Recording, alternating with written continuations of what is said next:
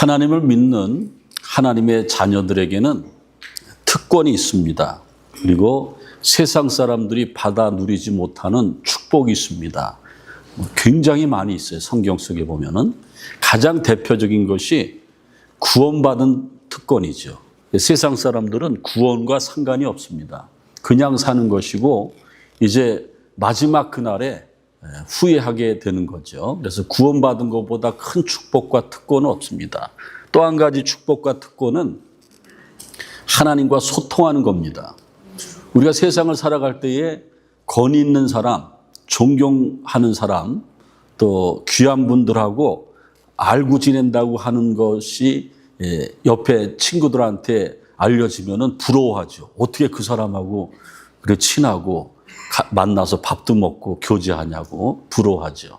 그런데 하나님의 자녀된 우리들, 구원받은 우리들에게 가장 큰 특권은 아무 때나 anytime 전능하신 하나님, 나를 만드신 하나님, 세상의 주인이신 하나님과 아무 때나 소통할 수 있다는 거예요. 교제할 수 있고 또 우리의 중심을 아뢰할 수 있습니다. 이제 그런 특권, 이제 그거보다 또 중요한 특권 중에 하나가 우리가 인생을 망치는 것 가운데 하나가 예측할 수 없는 이러한 말세에 살아갈 때에 가장 심각한 것이 두려움입니다. 두려움. 두려움은 사람들이 없앨 방법이 없어요. 두려움이 찾아왔지만은 두려움 가운데 쌓여서 어찌할 바를 모르죠.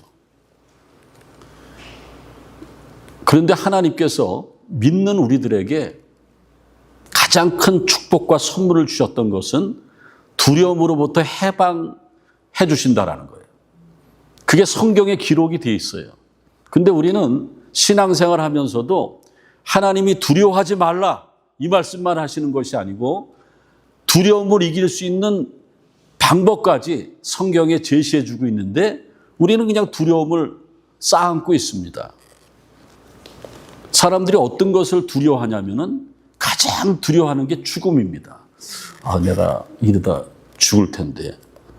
요즘에 사고가 얼마나 많이 있습니까? 얼마 전에 태국 관광 갔다 오다가 그 관광객이 신나게 갔다 왔는데 한국의 공항에 지방 공항에 도착하다가 그 비행기가 폭파돼서 다 죽지 않았습니까? 한 명인가 두 명 살고. 그러니까는 지금 이 시대는 두려움이 많아요. 죽음에 대한 두려움, 실패에 대한 두려움, 잘 나가는 내 비즈니스가 이게 망하면 어떡할까?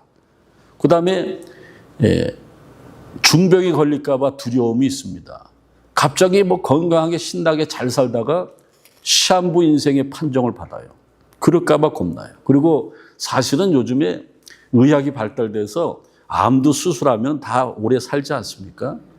그런데 최고 심각한 병, 주여 이 병만 걸리지 않게 도와주옵소서. 우리 교회 어떤 권사님이 저한테 특별히 기도 주문하는데 그 병을 얘기하더라고요. 그게 뭐냐면 치매 걸리지 않게. 그래서 암보다 무서운 게 현대인들은 100살까지 90살, 100살까지 살기 때문에 치매 한 번 걸리면은 그냥 인생의 질이 팍 떨어지는 거예요. 네? 아무하고도 교제할 수 없어요. 내가 여태까지 쌓아놓은 것 이거 아무것도 아니에요. 우리가 두려워하는 것이 얼마나 많은지 몰라요. 갑자기 친한 사람이 나를 왕따시키지 않을까? 또 사랑하는 사람으로부터 배반받지 않을까? 우리 자녀들이 잘 되다가 또 길이 막히는 것 아닌가? 그리고 어떤 분들은 40이 넘어서 결혼을 했는데 우여곡절로 아기를 가졌는데 유산될 거 아닌가? 이런 두려움이 일어나지도 않았는데 그런 두려움이 많이 있다라는 겁니다. 그런데 중요한 것은요, 사탄이 그걸 알아요. 우리 신앙생활은 우리들은 사탄의 전략을 알아야 돼요. 사탄은요, 두려워하는 사람 기가 막히게 아는 거예요. 그 두려움의 질병에 딱 들어가면은 금방 그게 뭐로 연결되냐면은 낙심, 좌절. 예? 그렇게 되는 거예요. 그래서 제가 저기 써놨지만은 두려움이 임할 때에 나타나는 현상이요, 현실 도피를 합니다. 극단적 이기주의가 돼. 방어벽을 쳐요. 심지어는 방 안에서 나오지도 않아요. 왜 그러냐면 두려움 때문에 그래요. 어떻게 될까 봐. 그리고 사람들 다 의심해요. 그게 두려움의 증상이에요. 그래서 또 두려움의 증상은 두려움을 잊어버리기 위해서 마약해요. 독한 술을 먹어요. 그리고 영화를 봐도 자극적인 영화를 봐요. 음악을 들어도 희한한 음악을 듣습니다. 왜냐하면 두려움을 잊어버리려고 쾌락에 빠지는 거예요. 그게 현대인들의 모습이에요. 근데 안타깝기는 하나님의 자녀들도 그렇게 되고 있다는 거예요. 왜? 신앙이 엉성하니까. 하나님의 말씀에 다 두려워하지 말라 그러고 하나님은 두려움을 이길 방법을 제시해 주고 있는데 꼼짝 못하고 거기에 빠져들고 있어요.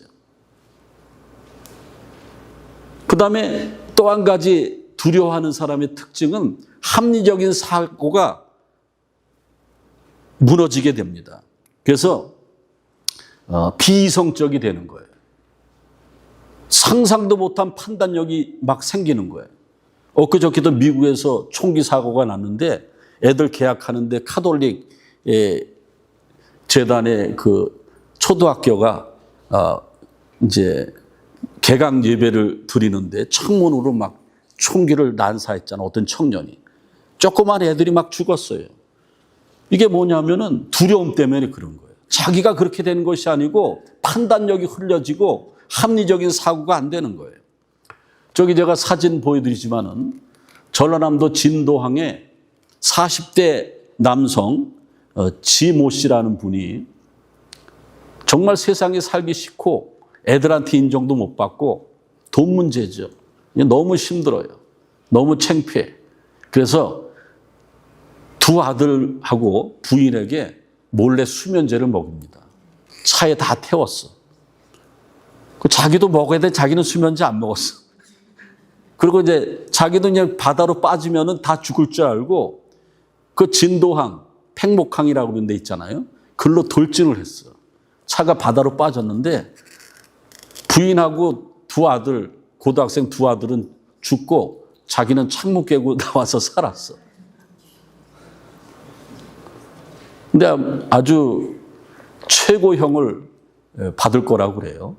그리고 그 밑에 제가 또 사진 하나 낸 거는 9월 1일에 한국 뉴스인데 서울대 교수를 했습니다. 훌륭한 사람 아닙니까? 우리 서울대도 못 들어가는데, 그죠? 입학은 못해도 내 발로 걸어갈 수 있잖아요. 신림 사거리 여기서 내려서 걸어가면 되잖아요. 근데 서울대 들어가는 게 얼마나 힘들어요? 근데 서울대 교수예요. 교수라고 은퇴를 했는데 이 사람이 병에 걸렸어. 부인이 수발을 드는데 교수는 평생 가르치는 일만 했으니까 얼마나 지적질이 많은지 그 옆에서 이렇게 간호해주면 가만히 있지. 너무 힘들게 하니까는 그 부인이 화를 확 내면서 당신 혼자 살아. 나 차라리 짐 싸가지고 양론에 들어갈래. 우리 서로 늙었으니까 이제 조론하자. 막 그런 거예요. 악담을 퍼붓어요. 예? 그러니까 이 서울대 교수 남편이 칼을 가지고 부인을 수십 차례 찔려가지고 죽여버렸어. 그게 법원에 섰는데 이 서울대 교수한 사람이 9월 1일 날 판결이 냈는데 25년형을 받았어요. 근데 뭐라 그러냐면은 내가 그때 정신이 잠깐 나갔다. 나한테 문제가 있다. 근데 그게 다 아니거든요. 그래서 아주 중형을 받았어요. 왜 그렇습니까? 두려워서 그래요. 두려움 때문에 생기는 그러한 일들입니다. 근데 오늘 성경에 보면은 다윗은요, 두려움이 굉장히 많았던 다윗이 없습니다. 근데 다윗의 시편 23편 오늘 4절에 보니까는 내가 사망의 음침한 골짜기로 다닐지라도 해를 두려워하지 않을 것은 주께서 나와 함께 하심이라. 주의 지팡이와 막대기가 나를 안위하시나이다. 우리가 왜 두려움에서 벗어나야 되냐면은 사탄 마귀는 내가 두려워하고 하나님과 소통이 안 되고 교회는 다니지만 막 방황하지 않습니까? 사탄의 밥입니다. 예? 사탄이 바로 역사에서 하나님 못 믿게 하고요. 교회 다니다가 교회 안 나오는 사람은 핑계가 그래요. 나 그 위에 아무개 집사 꼴배기 싫어서가 표준 말이에요. 예? 얼굴이 보기 싫어서. 예? 나 교회 못 나옵니다가 아니고 그건 핑계예요. 두려움을 이기지 못해서 사탄이 역사한 거예요. 너 교회 그만 다녀라. 그러니까 여러분들 우리가 신앙생활하고 복받는 비결은요. 사탄을 대적해야 돼요. 그래서 다윗은 그렇게 고백하죠. 내가 사망의 음침한 골짜기를 다닐지라도 해를 두려워하지 않을 것은, 우리는 다 사망의 음침한 골짜기 있는데 해를 두려워하지 않는다라는 것은 사탄이 역사하는 것을 무서워하지 않는다. 왜? 나는 두려움을 이길 수 있는 근거가 믿음이 충분하기 때문에, 그 믿음이 뭐냐면은 주께서 함께 하심이라 그랬습니다. 맞습니다. 하나님은 두려워하지 말라고 그랬고 사탄을 대적하라 그랬는데 두려움을 이길 방법을 제시해 주고 있어요. 그 방법이 뭐냐면은 내가 너와 함께 한다라는 거예요. 하나님이 함께 하신다라는 거예요. 함께 한다는 히브리말은 임마누엘 아닙니까? 예수님이 오실 때 임마누엘로 오신 거예요. 하나님이 우리와 함께 하신다. 다윗은 파란만장한 인생을 살았어요. 자기의 장인인 사울 왕이 10년 동안 죽이려고 쫓아다녔고 자기의 신복들도 막 배반했어요. 이게 사는 게 아니에요. 나중에 왕이 된 다음에는 자기 아들 압살롬도 자기를 죽이려고 그랬습니다. 그럴 때마다 다윗은 하나님께로 향했어요. 하나님이 함께 하시니까는 하나님이 인도하시는 대로 따랐다라는 겁니다. 여러분들, 하나님이 함께 하신다라는 것은 보호하신다, 책임져 주신다, 문제를 해결해 주신다 그거예요. 여러분들 하나님이 함께 할 때에 하나님이 여러분들 보호해 주실 줄로 믿습니다. 책임져 주시는 거예요. 어떤 문제라도 해결해 주시는 거예요. 어떻게 할 때에, how, 방법이 있어요. 하나님이 그냥 함께 하십니까? 어떻게 하면은 how.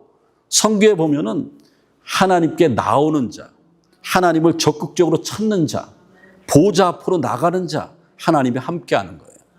그래서 여러분들 하나님을 적극적으로 찾으시길 바라고, 보좌 앞에 이처럼 오늘 예배 드리러 이런 보좌 앞으로 나올 때에 하나님은 함께 하시는 거예요. 그 다음에 시편 73편 28절에 보면은 하나님과 친해질 때에 하나님이 함께 하시는 거예요. 너는 하나님을 가까이 하라. 예? 너희를 가까이 하시리라. 우리는 친한 사람이 너무나 많아요. 여러분들 휴대폰에 사람들 이름 저장해 놓은 거 쭉 보세요. 제가 숙제 한번 내드릴까요? 친한 친구 10명만 한번 골라내 보세요. 그러면 밤샐 거예요. 친구가 너무 많아서 얘 빼면 안 되는데, 얘 빼면 안 되는데. 예? 세상 사람들과 얼마나 친한지 몰라요. 10명 고르래도 이건 너무 힘들어요. 하나님과는 안 친해. 그러니까 나는 두려움이 항상 쌓여 있는 거예요. 사탄은 나를 아주 놀이개감으로 가져 노는 거예요. 그러니까 교회 들락날락 하는 거예요. 하나님이 믿어졌다 안 믿어졌다 하는 거예요. 어느 때는 난 천국이고 어느 때는 난 지옥이에요.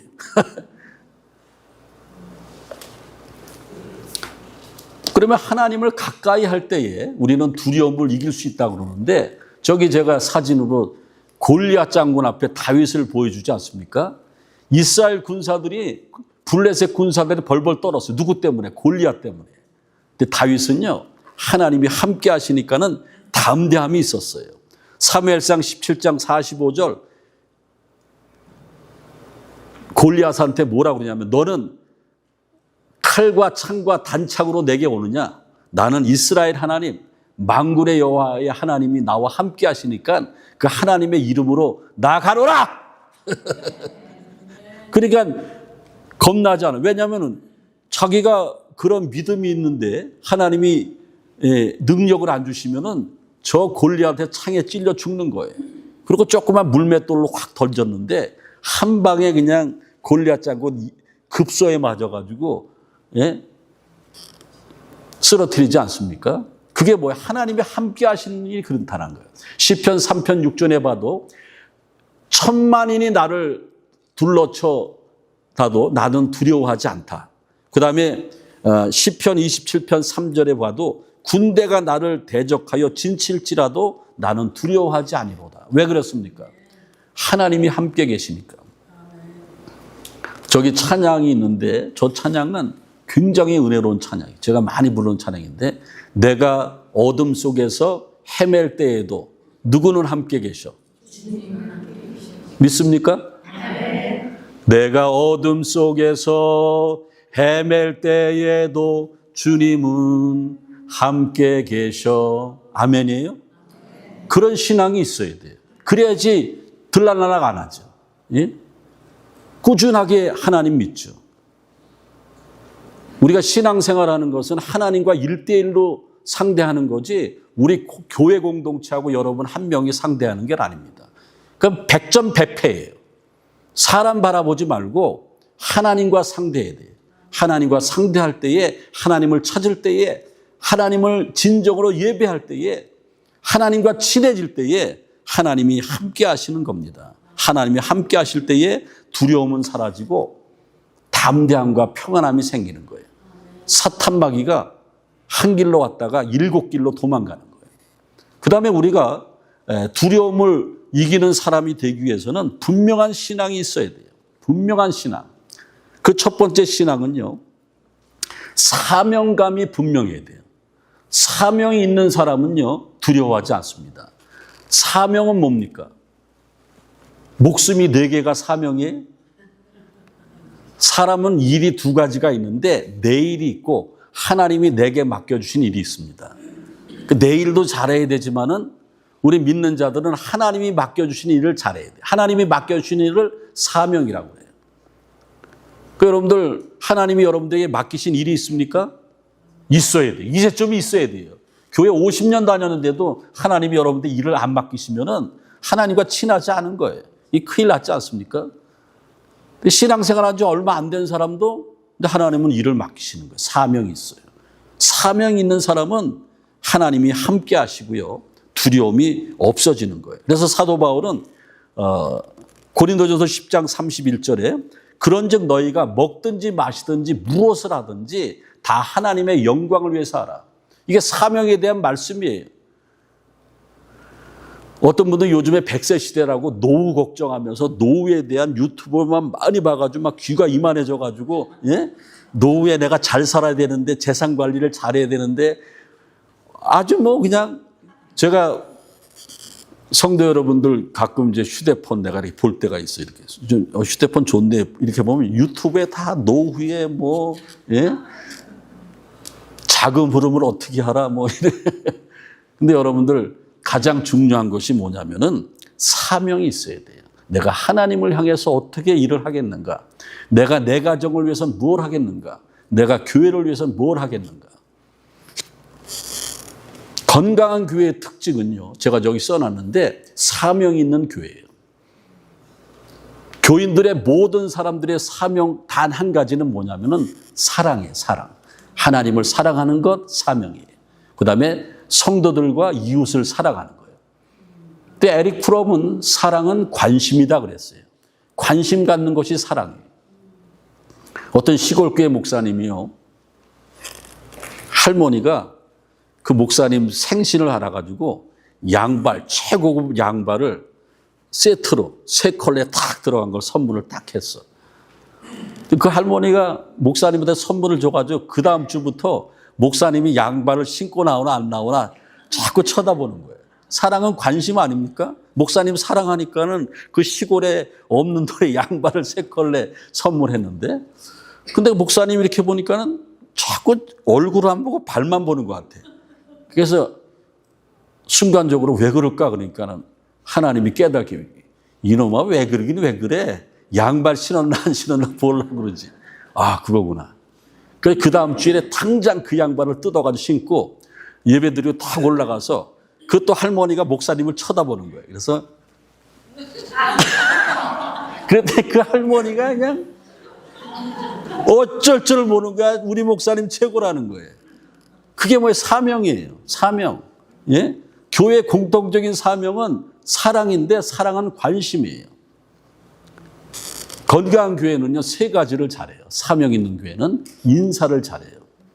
인사는 누구한테 합니까? 대부분 교인들은 무서운 사람한테 해요. 저 사람한테 인사 안 하면 뭐라고 그래, 이거? 예? 씹힌다고 그러지 않습니까? 씹힌대. 그러니까 이거 무서운 사람한테, 아유, 안녕하세요. 안녕하세요. 아유, 그렇게 살지 마세요. 인사를 잘하자 처음 오는 사람한테 하라는 거예요. 새 가족들을 향한 사역이에요. 그게 교회의 사명이죠. 그래서 여러분들 내가 잘 모르는 사람한테 인사하는 거예요. 안녕하세요. 저는 김철수입니다. 잘 부탁드립니다. 우리 교회 잘 오셨어요. 그러는 거예요. 그러면 상대방이 뻘쭘한 사람들은, 성격이 좀 포악한 사람은 자기 이름 얘기 안 해요. 조금 은혜가 들어간 사람은 예, 나는 아까 김철수라고 그랬어요? 나는 박영수입니다. 뭐 이렇게 얘기하겠죠. 그게 이제 교회의 사명이에요. 그 다음에 또 한 가지는 인사를 잘하는 교회는 건강한 교회고, 또 한 가지는 뭘 잘해야 돼요? 칭찬을 잘해야 돼요. 이 칭찬은 기존 교인들한테 하는 거예요. 칭찬을 잘해요. 집사님, 어제 월삭 새벽 예배에 나왔더라고요. 너무 제가 행복했어요. 집사님 같이 이렇게 기도하니까. 그게 칭찬이죠. 근데 새벽 기도 안 나온 사람한테 그런 얘기 못 하지 않습니까? 그게 칭찬이에요. 칭찬을 잘해야 돼요. 그 다음에 아멘을 잘하자. 이거 누구한테 관심 갖는 거예요? 하나님께 관심을 갖는 거예요. 우리 교회는요, 제가 이렇게 설교하는데도 평생 아멘 한 번도 못한 사람 많이 있어요. 제가 알까요, 모를까요? 알지요. 설교 시간에 이렇게 은근히 조는 사람도 알고요. 아멘도 지긋지긋하게 안 하는 사람도 제가 잘 알아요. 예? 그렇지만은 저게 사명이, 하나님께 대한 관심이, 새 가족에 먼저 인사하고 성도들에게 칭찬하고 그다음에 아멘을 잘하고, 그게 사명감이. 그다음에 분명한 신앙 두 번째는 소속감이죠. 우리 교회는 뭐 등록 안 하고 3번 주일날 계속 나오면 뭘 드려요? 멤버십을 드려요. 그게 소속감이에요. 여러분들 세상에서요, 아주 귀티나는 사람, 유명한 실력자들이 모여있는 모임의 클럽에 들어가려고 비싼 멤버십 돈을 지불하고 멤버십을 사지 않습니까? 그런데 그런 멤버십도 중요하지만은 교회 멤버십도 중요한 거예요. 그리고 가장 중요한 멤버십은 이 땅에 살지만은 하늘에 속한 사람으로 사는 거예요. 천국의 멤버십, 하늘에 속한 사람으로 살아가는 것입니다. 그래서 이사야서 43장 1절에 보면은 내가 너를 구속하였고 내가 너를 어떻게 하여 불렀나니, 지명하여 불렀나니 너는 내 것이라. 하나님께 속해지는 거예요. 여러분도 하나님께 속해지면은 행복해지는 거죠. 그래서 우리는 하나님 앞에 속해졌을 때에 어떤 두려움도 이겨낼 수 있는 거예요. 그 다음에 또 한 가지는 은혜 받은 흔적이 있어야 돼요. 기독교는 은혜를 받아야 돼요. 은혜를 받지 못하면은 아까 얘기한 거 아멘 못하는 거. 은혜 받지 못한 사람이 어떻게 아멘 합니까? 은혜 받지 못한 사람이 스스로 기도합니까? 아니에요. 은혜 받아야 돼요. 은혜는요, 하나님이 무료로 주시는 선물입니다. 은혜가 임하면은 그 뒤에 따라 나오는 게 뭔지 아십니까? 남을 생각해요. 그래서 은혜와 긍휼은 같은 단어예요. 은혜와 긍휼. 그래서 은혜 받은 사람은 긍휼을 행하게 되는데, 긍휼은 은혜가 행동으로 나타나는 게 긍휼이에요. 남을 불쌍히 여겨주고 남을 도와주고 하는 것이 긍휼이라는 거예요. 그래서 우리는 사탄 마귀가 우리에게 근접도 못한다라는 거죠. 그 다음에 이제 또 중요한 것 중에 하나가, 두려워하지 않기 위해서는 오늘 성경에 보면은 시편 23편 6절에 마무리가 어떻게 되냐면은 내가 여호와의 집에 영원히 살리로다 그랬습니다.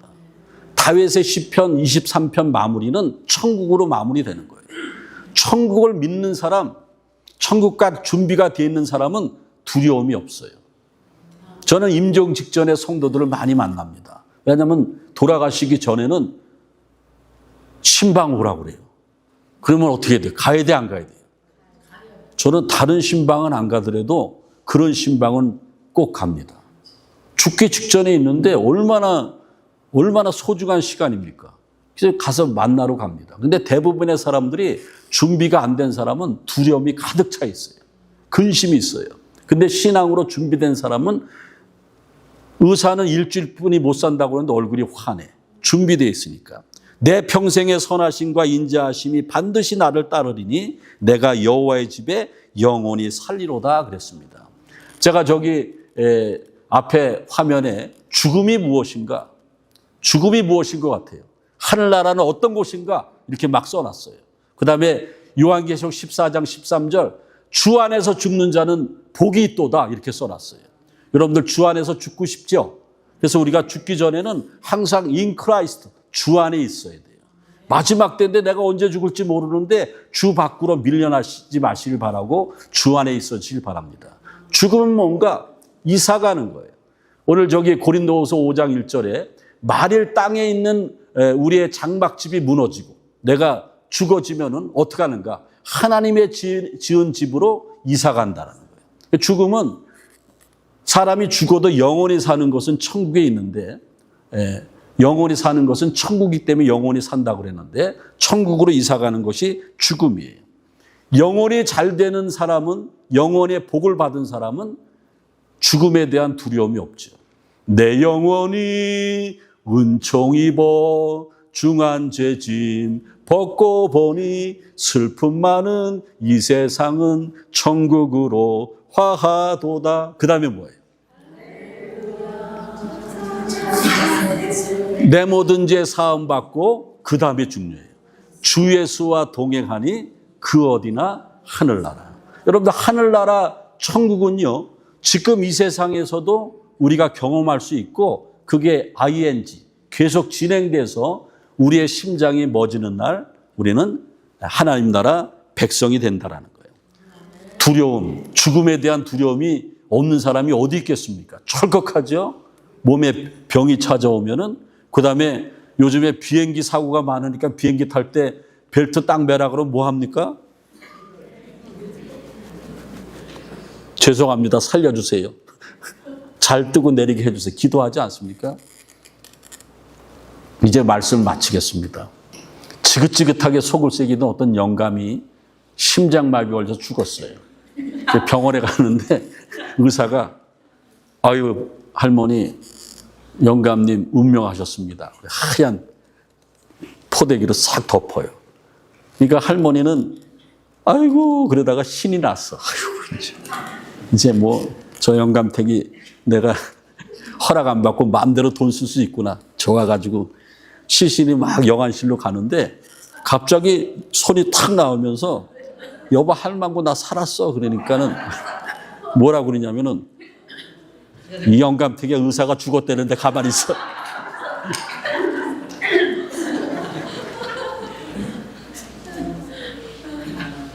우리가 마지막 인생을 살아가는데 우리의 생명이 얼마나 소중합니까? 근데 우리의 생명이 육신적인 생명만 생명이 아니고 영적인 생명이 진짜 생명이에요. 내 영혼이 살아있어야 돼요. 제가 여러분들을 왜 이렇게 들들들 볶으면서 신앙생활 잘해라고 그런지 아십니까? 영혼이 죽어있기 때문에 그래요. 영혼을 살리라고 그랬어요. 영혼이 살아있는 사람은 두려움을 극복할 수가 있습니다. 기도하겠습니다. 주님 감사합니다. 아무것도 염려하지 말고 다만 모든 일에 기도와 간구로 너의 구할 것을 감사함으로 하나님께 아뢰라 그랬는데 우리는 근심 걱정 때문에 하나님과 소통을 하지 못하고 살았습니다. 내 영혼이 이미 병들어 있습니다. 주여 살려주옵소서. 하나님을 가까이 할 때에 소통할 때에 두려움을 이겨낼 수 있는 믿음을 더하여 주옵소서. 예수님의 이름으로 기도하옵나이다. 아멘.